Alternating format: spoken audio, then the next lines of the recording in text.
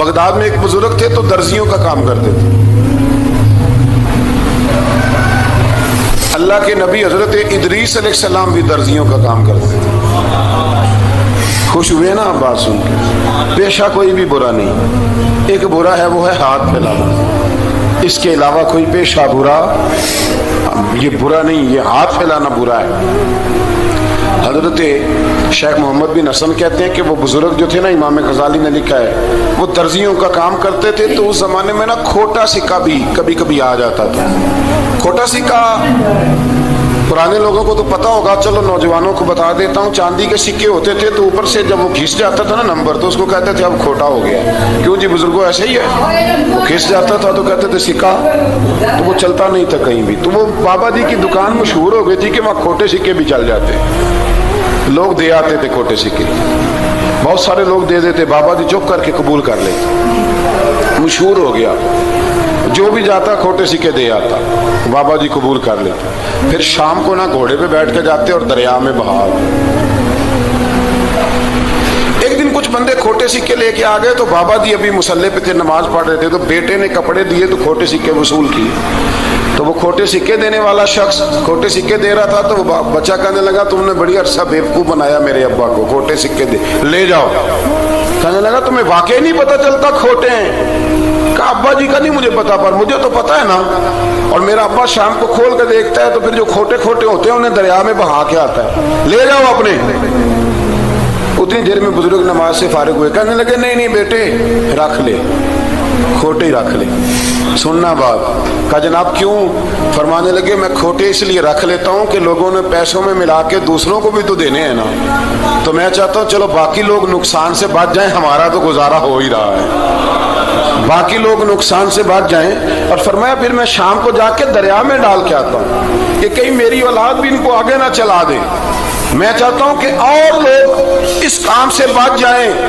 درویش کہتے ہیں کہ جب اس بابے کا آخری وقت آیا نا تو جو اس نے جملہ کہا میرا کلیجہ پھٹ گیا.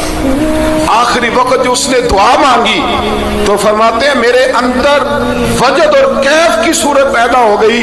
فرماتے ہیں ان بزرگوں نے اپنے آخری وقت دعا مانگی، اے اللہ میں نے ساری زندگی کھوٹے سکے قبول کیے تاکہ تیرے بندے شر سے بچ جائیں، تو یا اللہ تو بھی اس کھوٹے سکے کو قبول فرما.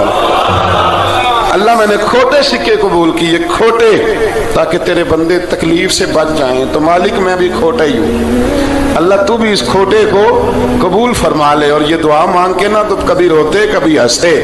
لوگوں نے کہا کیا ہوا؟ کہتے ہیں لگتا ہے رب نے کھوٹا سکہ قبول فرما لیا. لگتا ہے کہ اللہ نے کھوٹا سکہ قبول. لوگوں کو تکلیف سے بچائیں. ہمارا وجود یارو مطلب کیا ہو جائے گا 2 منٹ کے لیے سمجھ لیں کیا ہو جائے گا. یعنی اگر آپ بڑے غصے سے باہر آئے اور پاپڑ بیچنے والے پہ آپ نے غصہ نکال لیا سارا، میں رات کی ڈیوٹی کر کے آیا ہوں تھکا ہوا ہوں اور تو پاپڑ بیچنے آ گیا ہے، تم لوگ بڑے نالائق ہو بدتمیز ہو. آپ نے یہ سخت جملے کہہ دیے، چپ کر کے وہ آدمی معذرت کر کے گزر گیا. وہ تو سارا دن پریشان رہے گا نا کہ میری غریبی کا مذاق اڑا. مطلب ہو کیا گیا، ہوا کیا اگر اس نے کوئی بات کر لی. اعلیٰ حضرت فاضل بریلوی کے خلیفہ تھے لاہور میں سید ابو البرکات شاہ صاحب رحمت اللہ تعالی. تو رات کو ایک شخص تراویح کے بعد حضرت سویا کرتے تھے. بہت سارے لوگ تو سو ہی نہیں پاتے رمضان کی راتوں میں، سو ہی نہیں پاتے. میں خود نہیں سو پاتا. اب تراویح سے اگر آپ 10:30 فارغ ہوئے تو 2 بجے اگر آپ کو دوبارہ اٹھنا ہے تو بیچ میں آپ کو کیا ملے گا؟ اگر آپ نے کچھ پڑھنا پڑھانا ہے، صبح درس دینا ہے، تو پھر تو آپ کے لیے بڑا اور یہ خاصا مشکل کام ہے. یہ خاصا مشکل کام ہے. آپ یقین کریں چند تفسیریں دیکھتے ہیں تو ٹائم بہت زیادہ ہو جاتا ہے. وہ پھر آگے سننے والوں پہ بھی ڈیپینڈ کرتا ہے ان کے مزاج مبارک کس طرح کی. سید صاحب رحمۃ اللہ علیہ نا عشاء کی نماز کے بعد تراویح پڑھ کے تو کچھ عبادت کی، کچھ مطالعہ کیا، صبح درس دینا تھا تو تھوڑی دیر کے لیے بوڑھے آدمی تھے، تھک گئے تو سو گئے. ایک بندہ نہ کہیں گیا ہوا تھا تو واپس آیا تو اس نے دروازے پہ دستک دی. تو سید صاحب کے بیٹے تھے، بخاری شریف کی شرح لکھی، بڑے عالم تھے سید محمود رضوی صاحب رحمت اللہ. رضوی صاحب کہتے میں نے دروازہ کھولا، میں نے کہا ہاں جی بولو. کہنے لگا جی میں نے سید صاحب سے ملنا ہے. مفتی اعظم پاکستان تھے وہ، لاہور میں حزب الاناف ادارہ تھا، سید ابو البرکات صاحب. میں نے حضرت صاحب سے ملنا ہے. تو کہا کوئی حکم ہو تو مجھے نہیں, میں نے انہی سے ہی ملنا ہے. یہ بھی بڑا مسئلہ ہوتا ہے, میں نے انہی سے ہی ملنا ہے. چلو ٹھیک ہے جی, انہی سے مل لو. تو کہتے اتنی دیر میں نا سید صاحب بھی اٹھ کے آ گئے. محمود کون آیا؟ تو اس نے کہا حضور میں آپ کا ایک عقیدت مند ہوں, تو میں کہیں گیا ہوا تھا تو ابھی واپس آیا ہوں, تو مسئلہ نا کئی دفعہ پوچھنا کرتا ہوں تو بھول جاتا ہوں, ذرا بات کی نزاکت کو دیکھنا, بھول جاتا ہوں. تو یاد آیا تھا تو میں نے کہا چلو ابھی پوچھ آتا ہوں, گزر رہا تھا یہاں سے. میں پوچھو. کہنے لگا جی پوچھنا یہ تھا کہ جس نے فرض جماعت کے ساتھ نہ پڑھے ہوں رمضان میں, تو کیا وتر جماعت سے پڑھ سکتا ہے؟ مسئلہ پوچھنا تھا. علامہ محمود رضوی صاحب کہتے ہیں مجھے بڑا ہی غصہ آیا. میں نے کہا کہ پتہ نہیں کوئی اس وقت مشکل آ گئی ہے جو رات کو آیا ہے. کسی وقت انسان رات کو طلاق دے بیٹھتا ہے, کوئی ایسی بات ہو جاتی ہے تو عالم کے دروازے پر, یہ تو عام سا مسئلہ ہے, سویرے پہ پوچھ لیتا. اتنی تکلیف دی اس نے, کتنی بڑی اذیت ہے. اور ایسے ہوتا ہے, ہم نہیں احساس کرتے کہ یار تھوڑا سا دیکھ لیں, ماحول کو دیکھ لیں, طبیعت کو دیکھ لیں. مجھے بڑی اچھی طرح یاد ہے کہ میں نے ایک دفعہ نا ایک عالم سے مسئلہ دریافت کیا, وہ ہمارے استاد تھے, تو مجھ پہ ناراض ہوئے.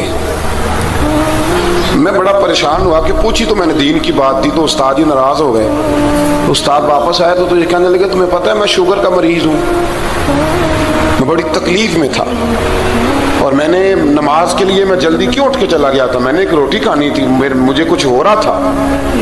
تو اب میں اگر تجھے انکار کرتا, دین کی بات تھوڑا دیکھ لیا کرو, مزاج کو سمجھ لیا کرو, تم سمجھتے نہیں, احساس ہی نہیں پیدا کرتے. وہ بڑی اس وقت چیز سمجھ میں آئی کہ کچھ چیزیں ایسی ہوتی ہیں ہر وقت انسان ایک موڈ میں نہیں ہوتا. آپ سمجھیں, بہرحال جو بات کر رہا ہوں اس کو سمجھیے گا. تو وہ کہتے ہیں کہ سید صاحب نے اس کو کہا, میں بات ختم کرنے لگا ہوں, کہا کہ وہ اگر نہیں نہ پڑھے فرض جماعت کے ساتھ تو بہتر یہ ہے کہ وتر بھی جماعت سے نہ پڑھو. وہ بندہ مطمئن ہو کے چلا گیا. سید صاحب اپنے کمرے میں چلے گئے تو علامہ صاحب کہتے ہیں مجھے بڑا غصہ آیا. میں نے اس کو بلایا, میں نے کہا کہ کیا تیری جان کے مصیبت میں آئی ہوئی تھی, اسی وقت ہی مسئلہ پوچھنا تھا, اسی وقت ہی پوچھنا تھا, دل نہیں چڑھنا تھا, یا تجھے حضرت اسرائیل بتا گئے تھے کہ تیری آخری رات ہے؟ کہتے میں نے پورا غصہ نکالا اس پر. میں نے کہا تو بڑا ہی بیوقوف آدمی ہے, بوڑھے آدمی ہیں اور بڑی مشکل سے نیند آتی ہے, آ ہی گئی تھی تو آ گیا ہے. کہتے میں غصہ کر رہا تھا تو سید صاحب آ گئے, تو آ کے مجھے ڈانٹا, چپ کر, اس طرح کسی کے ساتھ بات کرتے ہیں. پھر اس کو کہنے لگے بھائی معاف کرنا, یہ ابھی بچہ اسے پتہ نہیں. کہتے ہیں پھر مجھے کمرے میں لے گئے اور بہت بڑا ہی جملہ کہا. اگر آپ اپنا کلیجہ ٹھنڈا کرنا چاہیں نا تو اس طرح بھی کر سکتے ہیں. بہت بڑا جملہ کہا. کہنے لگے معبود مسئلہ تو میں نے بتایا, تمہیں کیا تکلیف ہوئی؟ اور پھر فرمانے لگے شکر کرو اللہ کا, اس دور میں بھی کوئی دین کی بات پوچھتا ہے. شکر کرو اللہ کا, اس دور میں بھی کوئی دین کی بات پوچھتا ہے. شکر کرو اللہ کا, کوئی دین کی بات پوچھتا ہے, ورنہ تو لوگ پوچھتے ہی نہیں. تو اگر آپ خوش کرنا چاہیں اپنے آپ تو آپ سائیکل والے پہ غصہ کرنے کی بجائے یہ بھی تو کہہ سکتے ہیں نا شکر ہے رزق حلال کما رہا ہے, مانگ کے نہیں کھاتا, شکر ہے یہ محنت کر رہا ہے اپنی. تو آپ اپنے ذہن کو اس طرح کا بنائیں, سوچ کو اس طرح کا بنائیں. آج اس جمعے میں ہم نے ارادہ کرنا ہے کہ ہم نے آسانیاں دینے کی کوشش کرنی ہے, ہم نے لوگوں کو تکلیف نہیں دینی, ہم نے کسی کو آزمائش میں مبتلا نہیں کرنا, ہم نے کوئی ایسا کام نہیں کرنا جس کی وجہ سے لوگ سمجھیں کہ یہ آدمی بوجھ بن گیا ہے. کبھی بوجھ نہ بنے. یارو کتنا بدبخت ہے وہ آدمی جس کے مرنے کی لوگ دعا مانگے, اس کے مرنے کی. حضرت عبداللہ ابن مبارک کے پڑوس میں ایک یہودی رہتا تھا, یہودی تھا, یہودی. حضرت عبداللہ ابن مبارک مکان بیچنے لگے. حضرت عبداللہ ابن مبارک کا پڑوسی مکان بیچنے لگا, وہ یہودی. تو کہا تو کہا کتنے کا؟ 2000 دینار کا. 2000 دینار.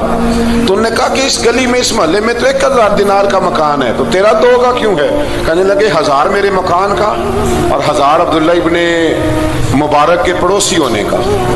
اس لیے کہ اتنا شاندار پڑوسی تمہیں کبھی نہیں ملے گا جس کی ہم نے کبھی آواز ہی نہیں سنی. 1000 روپیہ لوں گا ان کے پڑوس میں جگہ دینے کا, 1000.